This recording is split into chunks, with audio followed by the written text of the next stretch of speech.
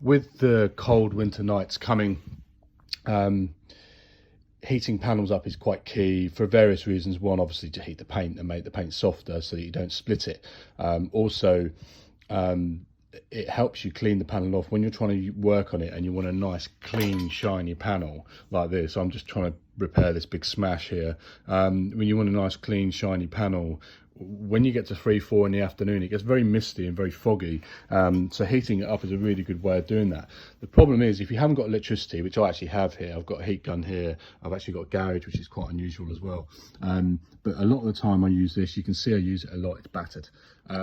Just keep it from a distance. So this is your distance here, and you can see that it demists the panel.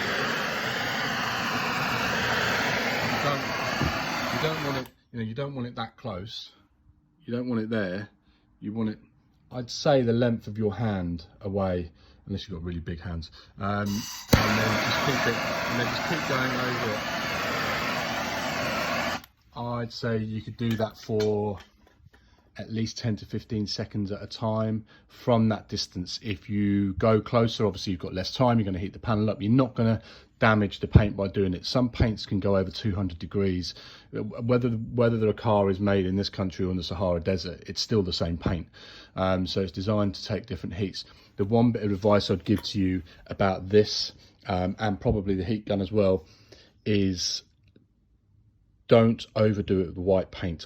If you do this on white paint, you will burn the pigment. I think it's the base coat that goes brown. I've never done it. I've heard of Dent guys who have. So any white paint, you do it in little bursts, short little bursts, otherwise you're going to damage the paint. So yeah, so that's it. Keep it a safe distance. You're not going to burn through the paint unless you leave it in one position like that for 5 or 6 seconds. You just need to keep moving it, keep going over it, and be careful of white paint.